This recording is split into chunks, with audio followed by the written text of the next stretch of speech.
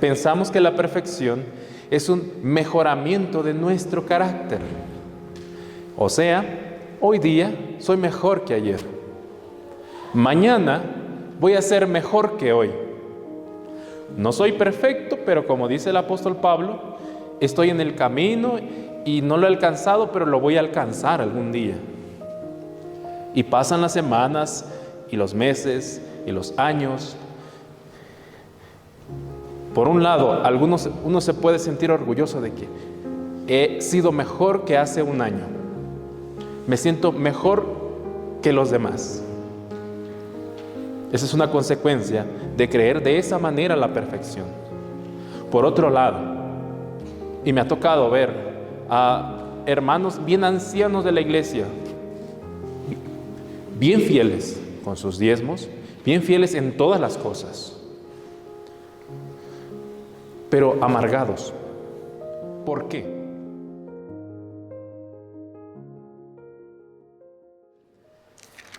Vamos a estudiar la perfección cristiana. Y yo sé, ya me ha pasado, que cuando se toca el tema de la perfección, inmediatamente no falta alguien que se acerque y le diga: ¿y tú eres perfecto? A veces en forma sarcástica: ¿ya eres perfecto? Mencióname a alguien, aparte de Cristo, que haya sido perfecto. Y por supuesto, uno no quiere debatir ese tipo de cosas, porque más allá de qué respuesta uno puede dar, uno sabe que no es perfecto. Ningún ser humano es perfecto. Solamente Dios es perfecto. Entonces, ¿cuál es la necesidad de la perfección cristiana? Justamente, a veces podemos burlarnos de alguien que presenta un tema sobre esto, porque realmente ignoramos cuál es el sentido de la perfección cristiana. Miren, en la Biblia encontramos por todos lados la perfección cristiana. Y voy a mencionar, ustedes van a poder ver allí en su pantalla, por lo menos 3 textos que quiero mencionar ahora. Primero de ellos, Efesios 4:13. Hasta que todos lleguemos a la unidad de la fe y del conocimiento del Hijo de Dios, a un varón perfecto a la medida de la estatura de la plenitud de Cristo. Otro texto, Mateo 5:48. Sed vosotros perfectos, como vuestro Padre que está en los cielos es perfecto. Y otro texto que voy a agregar, Colosenses 1:28. A quien anunciamos, amonestando a todo hombre y enseñando a todo hombre en toda sabiduría, a fin de presentar perfecto en Cristo Jesús a todo hombre. Perfección a la estatura de Cristo. ¿Qué hombre puede alcanzar la estatura de Cristo con sus propias fuerzas? No seamos pesimistas, pero seamos realistas. Ningún hombre puede con sus propias fuerzas, ni con sus propias buenas intenciones. Pero sí es posible. Pero antes de pasar a cómo se alcanza la perfección, ¿qué no es perfección? Ustedes van a ver en su pantalla una ilustración de lo que normalmente pensamos que es la perfección. Pensamos que la perfección es algo que se tiene que alcanzar, ¿cierto? Es como subir un escalón tras escalón y así sucesivamente hasta llegar a la parte más alta. Y decimos, hemos alcanzado la perfección. Y concebimos, con esa forma de pensar, concebimos que la perfección depende de una transición o un mejoramiento de nuestro carácter. Repito esto, pensamos que la perfección es un mejoramiento de nuestro carácter. O sea, hoy día soy mejor que ayer. Mañana voy a ser mejor que hoy.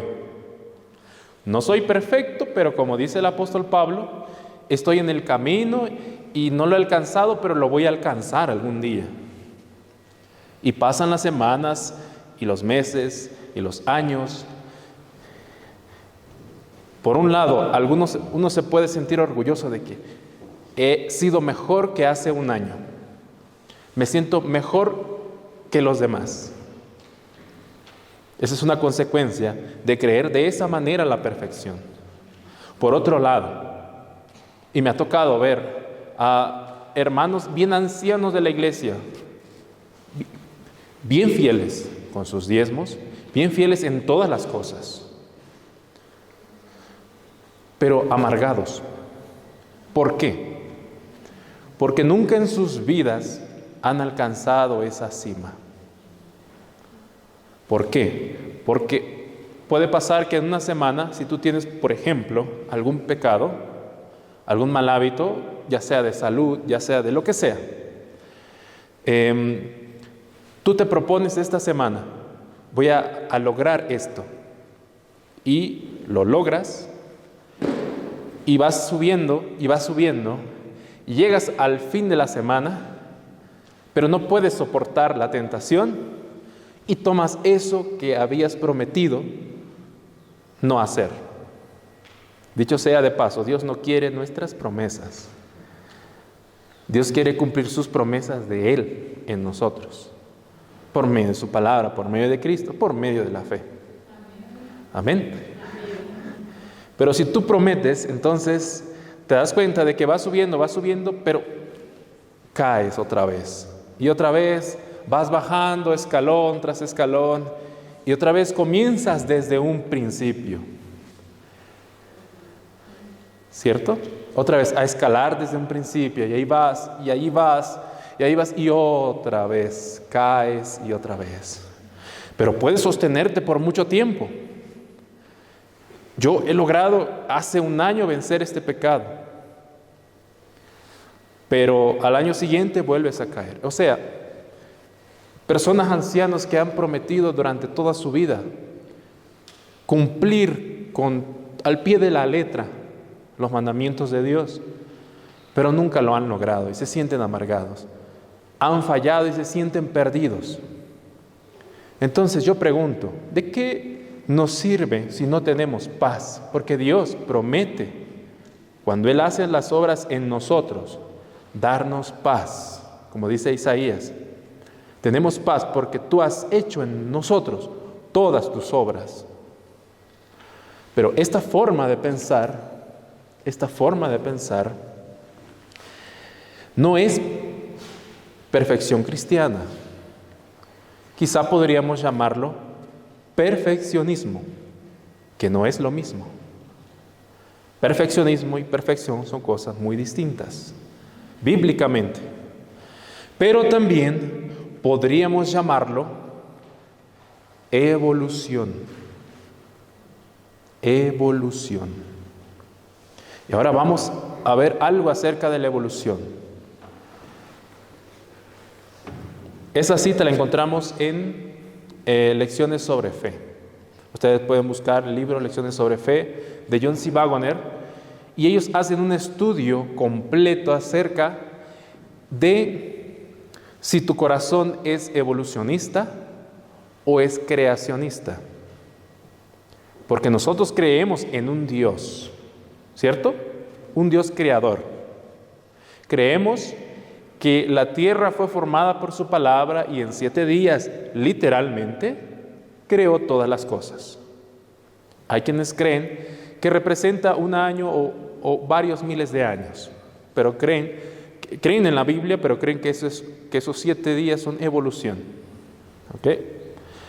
Si nosotros creemos en un Dios que crea las cosas en el momento en que su palabra dice lo que dice y hace o se cumple lo que dice, estamos adorando ¿a quién? A un creador.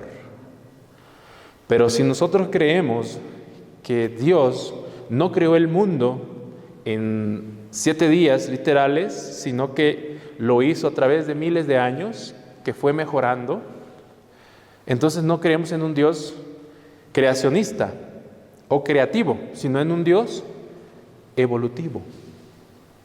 ¿Ok? Vean qué es lo que dice acerca de la evolución. Vamos a tomar 3 cosas de aquí acerca de lo que significa la evolución como tal, como teoría evolucionista. Y dicho sea de paso, esa teoría, aunque es muy, muy antigua, se estableció cerca o casi para llegar a los años 1880, cerca de 1888. ¿Ok? Esto es lo que dice la teoría de la evolución. La evolución es la teoría que representa el devenir del mundo como una transición gradual desde lo indeterminado a lo determinado, desde lo uniforme a lo variado, y que asume que la causa de esos procesos, es inherente al propio mundo, que es objeto de la transformación. Por eso debemos tener mucho cuidado cuando utilizamos la palabra en nuestros estudios, la palabra transformación. La otra parte dice, evolución es pues casi un sinónimo de progreso. Es una transición desde lo inferior a lo superior, de lo peor a lo mejor. Tal progreso apunta a un valor añadido en la existencia, tal como nuestros sentimientos lo reconocen. 3 cosas importantes a destacar aquí. En forma de palabras sencillas, evolución es algo que va en proceso, paso a paso. Va mejorando poco a poco. Y ese mejoramiento es causado en el tiempo, porque habla de proceso, por el mismo objeto que está siendo transformado. En otras palabras, el mismo objeto se va transformando por sí mismo. Y el punto número 3 que destacamos aquí es que la evolución se reconoce que se ha mejorado porque se siente que se ha mejorado.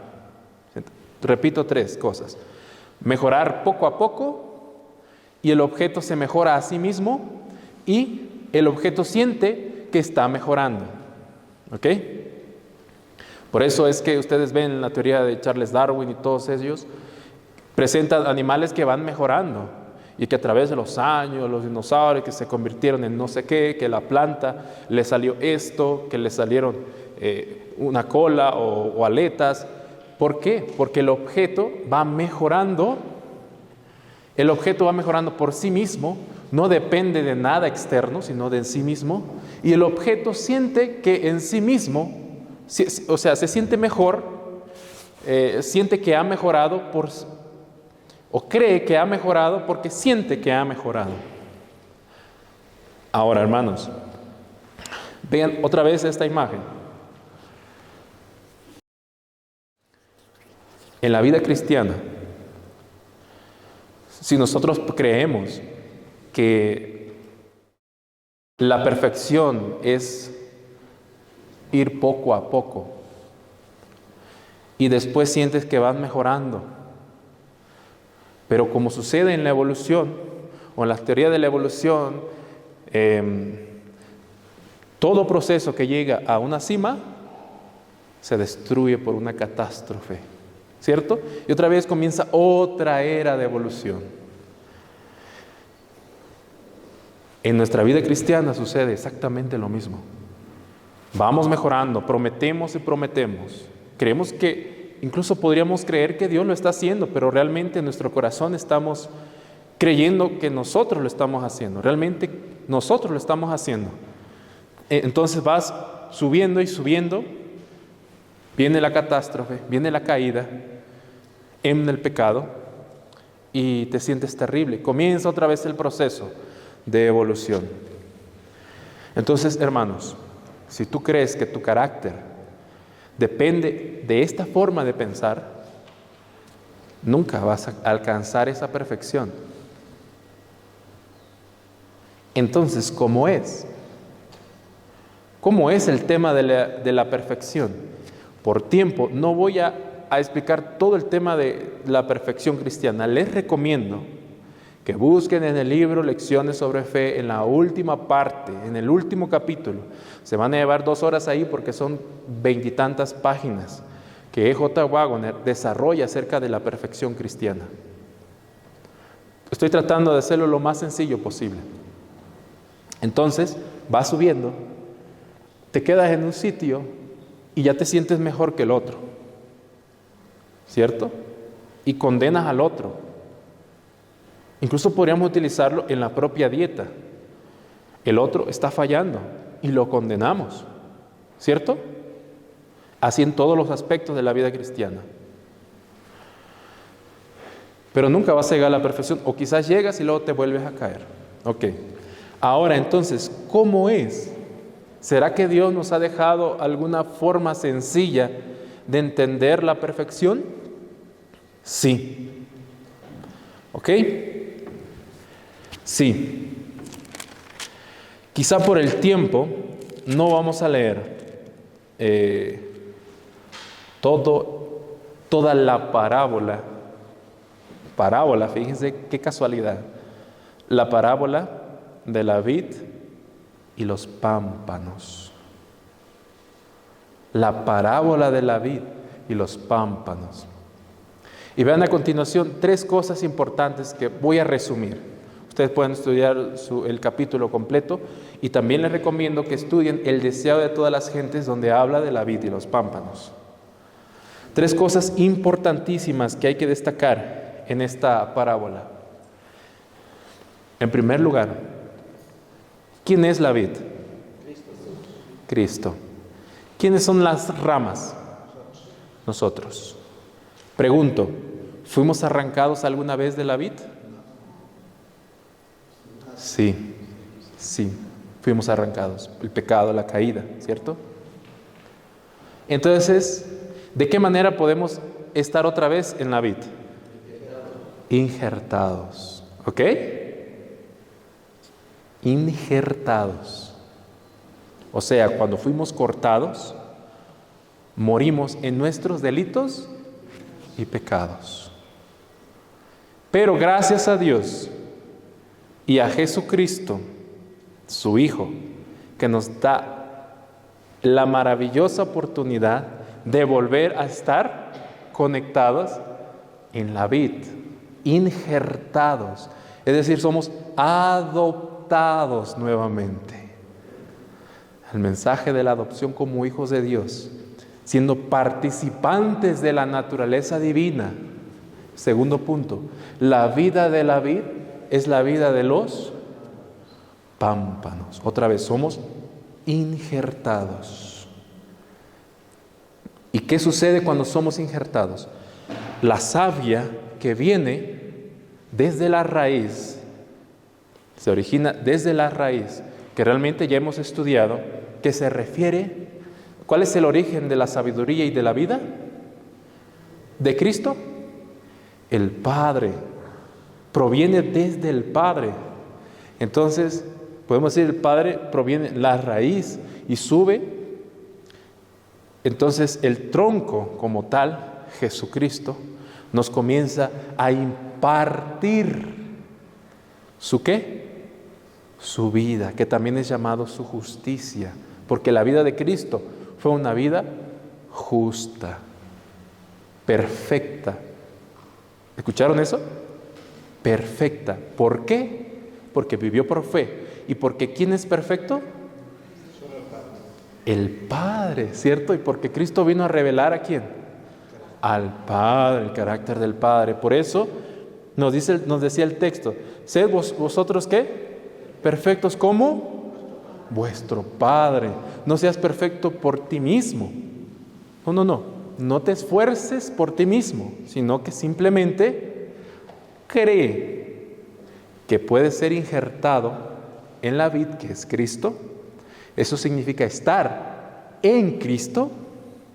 Y cuando esa vida, esa savia va fluyendo a la rama que estaba muerta, nuevamente recibe ¿qué?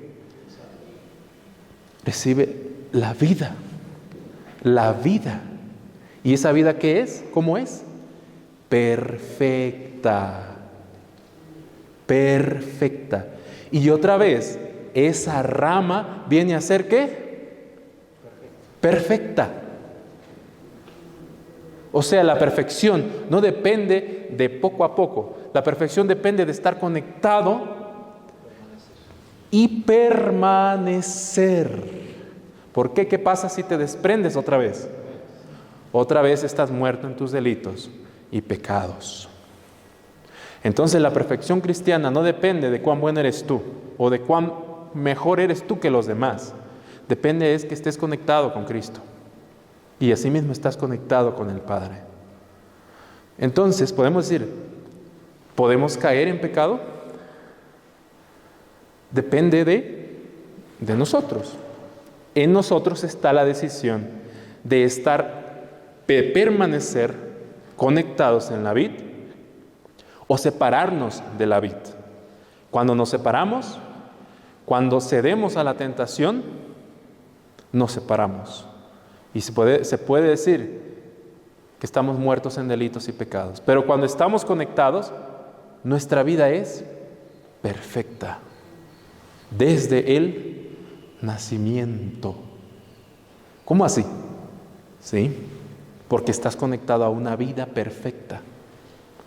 La perfección de Dios no necesita ni mejorar ni empeorar. Es perfecta. Todo lo que Dios hace es bueno en gran manera, es perfecto. Cuando por medio de Cristo está la vida del Padre en mí, yo soy perfecto, no por mí mismo, sino porque la vida del Padre es perfecto. Y porque el Padre me ve a mí. Y toda mi vida anterior, toda mi vida desde el nacimiento, es perfecta. ¿Por qué? Porque tengo la vida de Cristo. Ya no es mi vida la que mira el Padre, es la vida de ¿quién? De su Hijo, que realmente es la vida del propio Padre.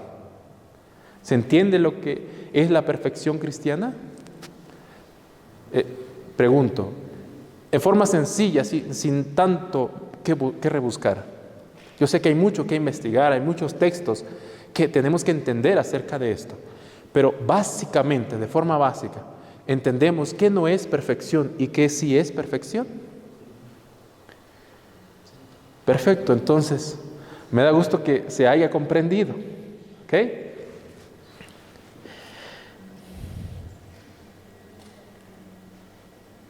¿Ok? Sería todo, hermanos. Ahí todavía tengo muchas cosas ahí, pero está bien así. Así que, hermanos, en resumen de todo lo que hemos estudiado durante todas estas presentaciones, Jesús es nuestro ejemplo de cómo vivir en esta tierra, porque Él vivió por fe y el justo vivirá por la fe. No es justo por sí mismo, sino porque Dios es justo.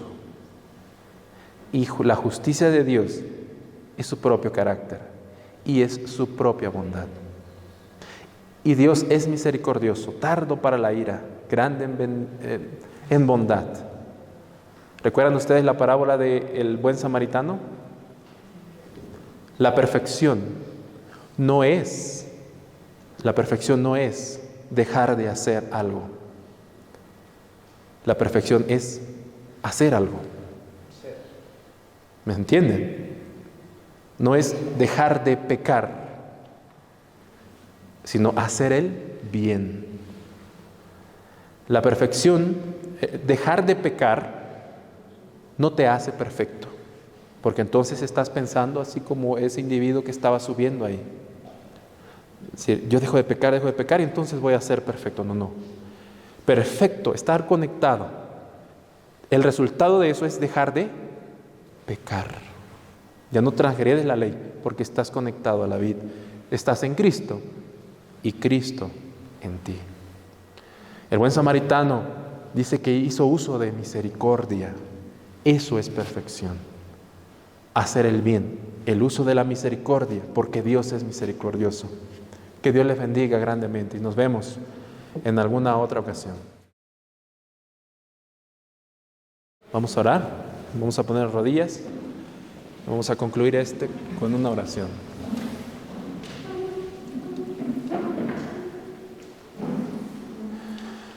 Querido Padre Celestial, gracias Señor por Jesucristo, porque en Él podemos encontrar esa vida perfecta que necesitamos vivir y que sea una experiencia, Señor, todo el tiempo. Por favor, Señor, ayúdanos, convéncenos, renuévanos siempre, porque necesitamos siempre estar conectados a tu Hijo Cristo Jesús.